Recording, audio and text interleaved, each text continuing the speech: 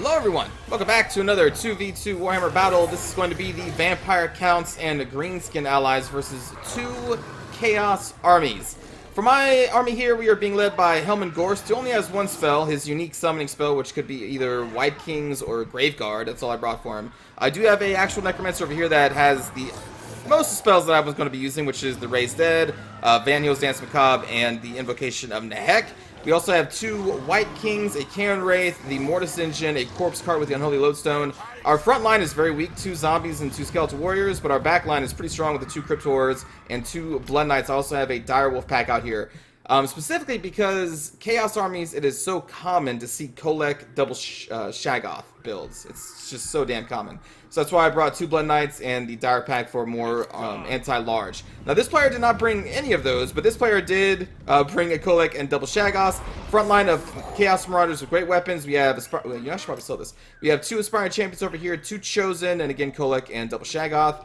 For this Chaos army, we have another front line of Marauders. This is just going to be the normal version with three Aspiring Champions to be led by Prince Sigvald the Magnificent. We also have four Chaos Warriors with great weapons back here, two Chaos Warriors with halberds, two Armored Chaos Trolls, and then two Chaos Puppies. Oh, my ally, of course. My ally brought a front line of Orc Boys. We have the Ragnarok Queen, a Goblin Rock Lobber, which is just going to be mostly hitting trees. We also have two Black Orcs, Wurzag, which is an awesome lord I'm always approving. And then we have three Nasty Skulkers, I believe. Right? Oh, maybe just two. Two Nasty Skulkers, and then a Goblin Big Boss with two Squig Herds over here. And that is my allies' army. Let's press play. So since we did have the artillery, I didn't see a need to charge down here and meet the Chaos Marauders, or the Chaos armies, because we have artillery. Even though it is, you know, hitting trees, it does get a couple of good hits here and there. We still have the ranged, I guess, in this battle, so we dictate the terms of battle, so we're just going to sit out here on the hill and let them come to us. Meanwhile, we do see these two Shaggoths coming over here. They are going to terrify this Nasty Stalker, so I'm immediately pulling my two Blood Knights and then the Dire Pack over here to try and deal with them. Wurzag is also going to be brought over here along with some other units. This Chaos player is just going to slowly be walking up to meet us. Their Chaos Puppies are going to be coming around on the flanks. And again, I just really enjoy regeneration heavy, tanky Vampire Count builds. Which is why I did my builds here. A lot of auras, a lot of regeneration going on, and hopefully that would take us through. So right here, they are running away, but Wurzag is going to cast an FG of the Get. So I'm like, oh shit, okay, yeah, let's do this. So we're going to run everything we have into these Dragon Ogre Shaggoths. Now, they did have the option of running away, but they are actually going to accept this charge of the double Blood Knights and Dire Packs, and then Kolek is also going to be coming down here to assist them. Because you can see they're just going to charge us. So I'm like, okay, let's do this. Shaggoths do not have high armor, so they are... They take a lot of damage from Blood Knights and even the Dire Pack. Also, when supported by Wurzag, who's going to come over here and cast a wall. We're going to have Nasty Skulkers, and I believe these Squig Herds, and then Big Boss is going to come over here as well. In the meantime, I am being charged by my Chaos opponent. I got to try and be mindful of my Cairn Wraiths because they have three Aspiring Champions that all have magical damage and they can destroy Cairn Wraiths. The problem here, though, is that my enemy is actually going to spread these Aspiring Champions out kind of evenly, so no matter where I stick my Cairn Wraiths, they're probably going to be fighting against some kind of Aspiring Champion. So I am going to focus on the right flank. We're going to throw Ghorst. We're going to throw eventually both of our Crypt Horrors over here. And I'm going to have our Corpse Cart, the Mortis Engine, our Necromancer, and our two White Kings tank the entire middle. You can see these two Chaos Trolls are going to go immediately on the Mortis Engine. I'm going to stick our White Kings over there. I misclicked their micro, and they're off to fight the Shaggoths, but they're going to be coming back here soon. Chaos Puppy is going to be coming around. I believe they're going to be hitting my Mortis Engine a little bit and also targeting my allies' Goblin Rock Lobber.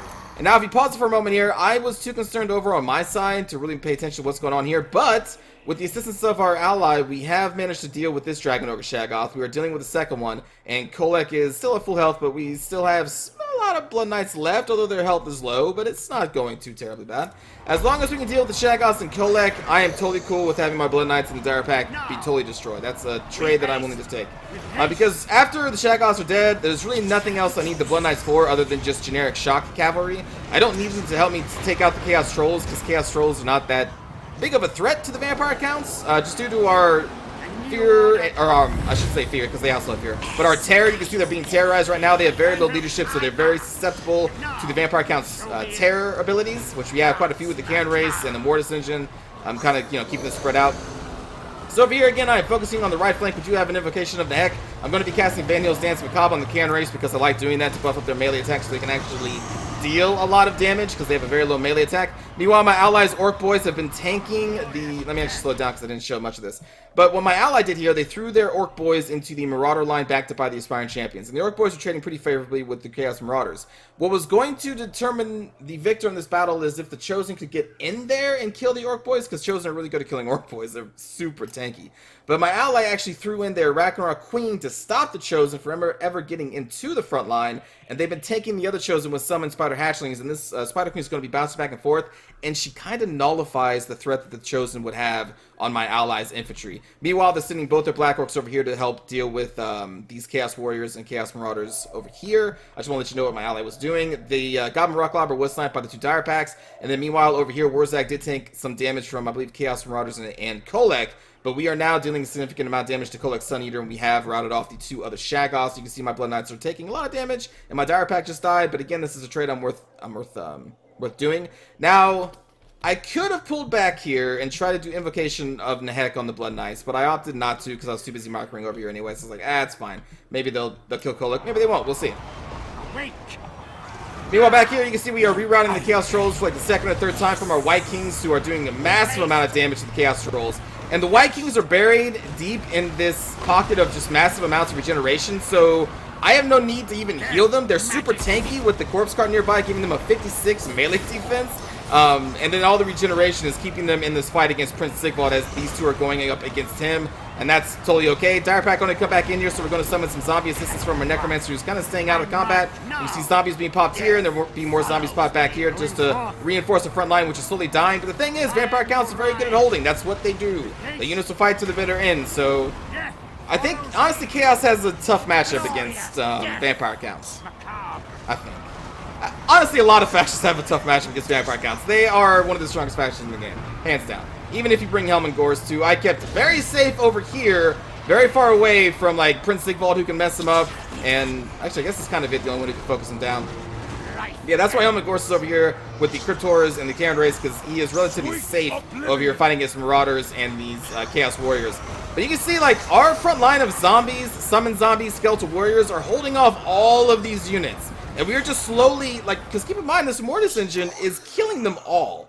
And this is another reason why Chaos has a hard time, because if they don't bring Marauders, because Marauder Horse Masters can tear down a Mortis engine really fast, and they have the range to do it in relative safety if you can keep them protected from like Blood Knights or something.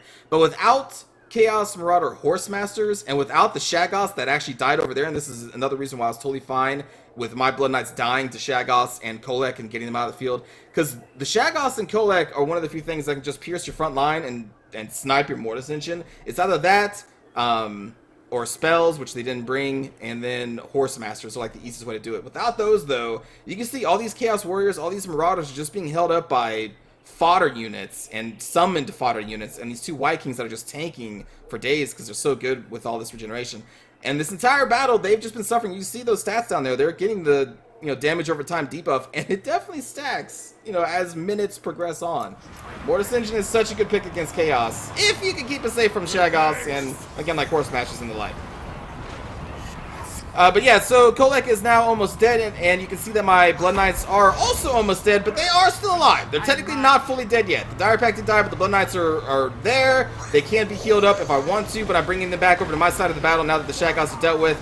And now just over the amount of time, just taking damage over time from the Mortis Engine, the Terror and Fear, you can see that this army is buckling under the weight of just the Vampire Count's sturdiness.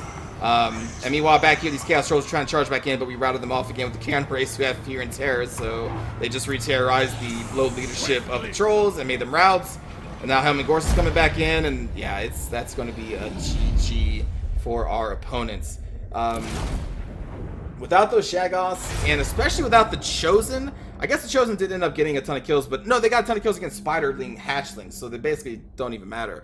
So my ally here, Dirk, did a good job of supporting my battle and shutting down Kolek and the Shaggoths, which was critical.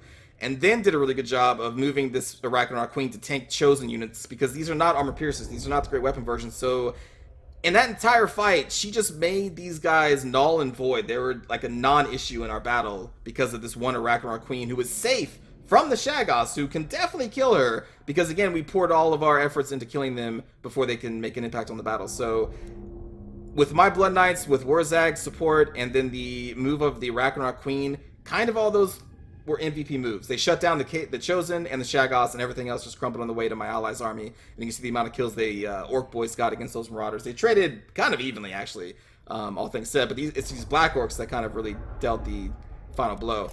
For my army here, the White Kings didn't get too many kills, but they dealt a lot of damage to the armored Chaos Trolls, and then they were just trying to kill Prince Sigvald, who is also really tanky. He has a very high melee defense and regeneration, so they weren't really getting too much work done there, but they were, they were there. I don't know. They probably dealt some damage to nearby Marauders and Chaos Warriors. Helman Ghorst getting 6 kills in melee. What? That's right, MVP. Can Race, 32 kills, pretty good. Blood Knights, I saw what they did, and the Cryptors just helped fold the right flank and then came into the center. And then the Mortis Engine is just such a scary unit to deal with. For Vulgar Visage, we've already talked about what happened to Vulgar, and then for Ani Silo, let's see, Chaos Marauders traded pretty okay against my zombies and skeletons. Aspiring Champions did alright. The Chaos Warriors, 146 kills is a lot of kills. But yeah, like, we just had waves and waves of summoned zombies and just normal zombies and skeletons to hold them in place while the, Mortis Engine did its thing. So they didn't really have the tools needed to take out the Mortis Engine. They tried. You saw this player knew what was going on. They threw both their armored Chaos Trolls and Sigvald against my Mortis Engine, but I was able to protect it with the White Kings and I think just like a summoned zombie group to take some hits. But they definitely knew what they needed to do. It's just the Trolls don't have the leadership to sit there and tank out while they destroy the Mortis Engine, because they're just susceptible to terror. But yeah, so good game to everybody. Some Helman Ghorst action, even though he didn't really get to do too much. I did summon, I think, 1 Graveguard. I wanted to summon 2 White Kings so we can have 4 White Kings on the field, which is something you never really see. That's the whole reason I even brought Ghorst. But during the course of the battle, I was like, well, I think I would much rather have a Van Hill's Dance Macabre cast on the Cannon Race. I think I'd rather have an Invocation of the Heck. I think I'd rather have a summoned zombie unit. So I just didn't feel the need to summon 2 additional White Kings. Now, if I had, and I put all 4 against Prince Sigvald, I mean, he probably would have died. But again, I didn't think it was necessary in this particular instance. The idea was to be super tanky and defensive, let the Shaggoths and Kolek, because I thought there'd be 4 Shaggoths in this battle. I'm going to be honest. I thought it was going to be double Kolek, 4 Shaggoths that were going to tear through my front line. And I needed to stop them with the Blood Knights, the Dire Pack, and then just summon a bunch of zombies on them, and then have 4 White Kings killing the Shaggoths, is what the plan was initially. Because 4 White Kings going into the Shaggoths, as long as they're not getting knocked down, they can do a ton of damage against their 50 armor value. Anyway, now I'm just talking too much. Let's go on to a cinematic view of the battle. Oh, also, in case if you're wondering why I didn't bring Ghorst on his chariot. So, on the chariot, whenever he gets hit by a Shaggoth or Kolek, again, I thought I was going to be fighting 4 Shaggoths in this battle. If he's on his chariot, he can't be knocked back because it has so much mass, and it actually makes him weaker against those hard-hitting large targets because he doesn't knock back. But if he's not on a card and just a normal dude walking around, when he gets hit by any one of them, most times he will just go flying, and they actually have to chase him, potentially through other enemy units, and get slowed down. So by taking him off the cart, when fighting against these types of targets, it kind of makes him tankier, because it just takes a while between hits for them to chase him down and, re-knock him, flying away again.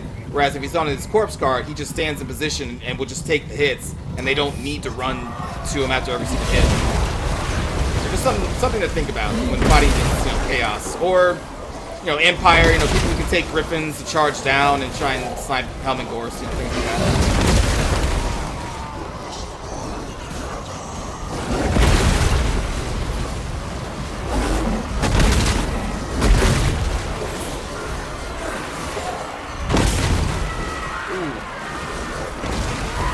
And there comes Daddy Kolek. Big Daddy Kolek.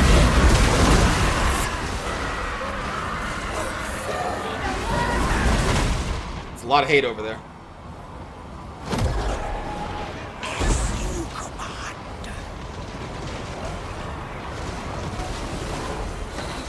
Hellish vigor! Sweet oblivion! Death follows me.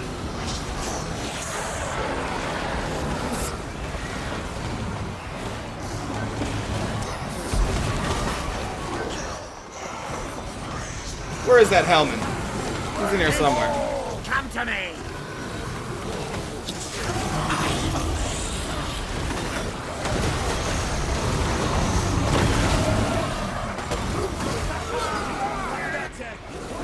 Serve my will. As you command. Going forth. Now. With haste, dance, macabre. Oh, there we go. That's the unit of Graveguard I summoned. I summoned them earlier in the battle than I thought. Yeah, so they're just going to be kind of tanking out these units for a while. The one unique thing Ghorst has. Well, I mean, besides the chariot, I guess, but that's nothing really that special. But the ability to summon 2 Graveguard and 2 Viking is kind of cool, I guess. No! Come to me. No! Your bitch. Haste. Serve my will. And then that Arachnar Queen, man, just over here tanking the 2 Chosen. Well, I guess some of the Chosen got into the Zork was eventually, but at this point, the Marauder line was already dead and couldn't be supported by the Chosen anymore.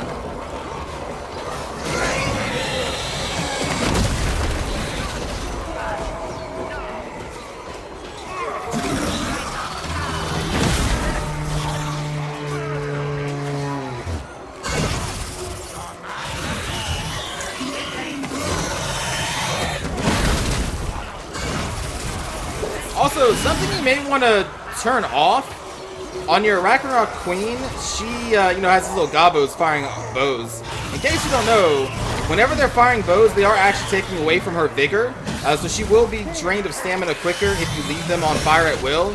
So honestly, most of the time, especially if you're in melee, just turn off fire at will for the Queen, so she doesn't have these gobos sapping up her stamina. Because they really don't do that much damage to be worth the stamina drain, really.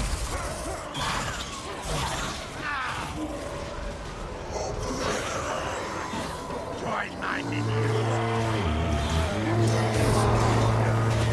Black Orcs are just so damn tough.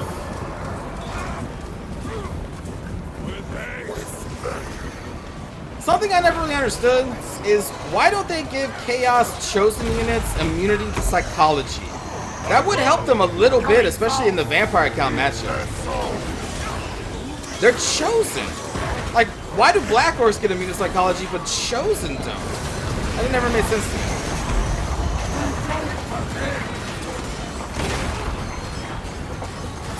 Like, they cost so much money. Just give it to them for free. I don't think it's going to really change the balance that much if you give them that. Like, it's not going to make Chaos all of a sudden like a super OP powerful faction if you get Chosen immune to psychology without giving them like a price increase for it as well. I never understood that. I really think Chosen should have immune to psychology. These things cost so much money, and in most cases they are just not worth it in multiplayer. Campaign, sure, go run crazy and free with them, but in multiplayer they are just so damn expensive. Give them some cool tools to make them actually kind of worthwhile to, I don't know. That's just a random complaint I have about them. I really think they should have that. Anyway, I hope you enjoyed the Vampire Counts and Wurzag Alliance, some Helmet Ghorst action. Where's the little bastard? There he is, with his little Necromancer buddy.